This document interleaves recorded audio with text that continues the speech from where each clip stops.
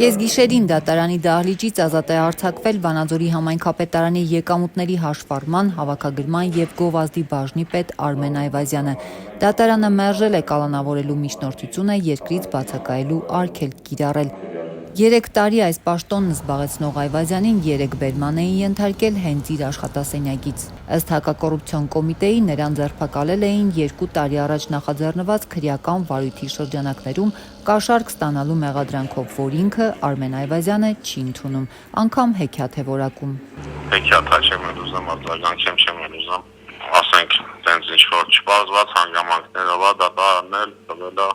որ արգելանք չկիրառել։ Կեսգիշերին Այվազյանի կինը Վանաձորի ավագանու ապրելու երկիր խմբակցության անդամ Լիլիթ Հովսեփյանը տեսանյութ էր հրապարակել։ Դահլիճից ազատ արձակված Այվազյանը դիմում էր վանաձորցիներին ու ընկերներին, հայտնելով, թե անհանգստանալու ոչինչ չկա, ազատության մեջ է, վերադառնում է Վանաձոր։ Խոսքը եզրափակել էր վարչապետ Նիկոլ Փաշինյանի հետ հեղափոխական հայտնի կարգախոսով։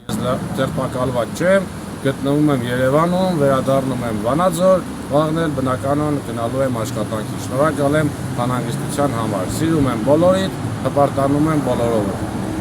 Դեռ 2 տարի առաջ հակակոռուպցիոն կոմիտեի քննիչները խուզարկել էին Արմեն Այվազյանի ղեկավարած բաժինը։ Կասկածները վերաբերում էին գնումներին և համայնքի հողերի վարձակալությանը։ Այն ժամանակ, սակայն, կաշառքի մասին խոսք չկար։ Մինչև 3 էլ դեռ որևէ մեղադրանք էլ չկար։ 3 արդեն ձերբակալությունից հետո իրավապահները հայտնեցին, որ նույն գործի շրջանակներում կաշառքի մեջ են մեղադրում բաժնի պետին։ Թե ինչ նոր հանգամանք է ի հայտ եկել, որ քրեական վարույթում կաշառքի դրվագ են ավելացրել, հակակոռուպցիոնից այդպես էլ չմեկնաբանեցին։ Արմեն Այվազյանն էլ դրա պատասխանը չունի։ Այդ հարցերը լրիվ տվեք նրանց, ովքեր անում են, ինչի են 2 տարի հետո մեղադրանք առաջադրել, ինչի են 2 տարի հետո,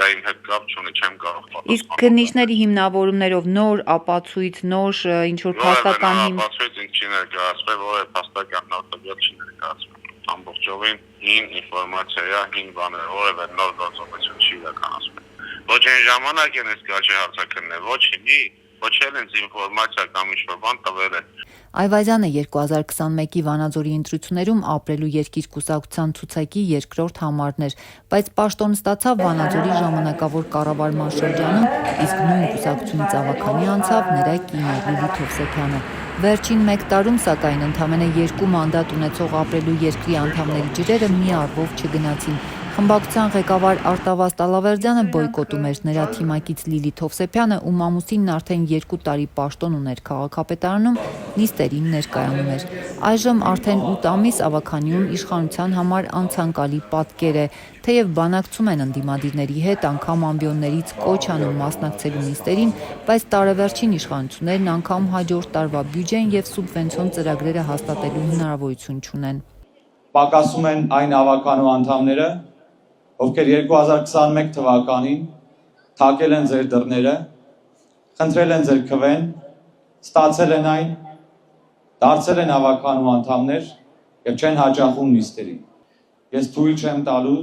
կաթվածահար անել Վանաձորի զարգացումը։ Քրեական հետապնդումից հետո ինչ որոշում կընդունեն ավագանու անդամ Լիլիթ Հովսեփյանն ու կաշառք ստանալու մեջ մեղադրվող նրա ամուսինը։ Արդյոք նախկինի պես կաջակցեն քաղաքի գործող իշխանություններին, հայտնի չէ։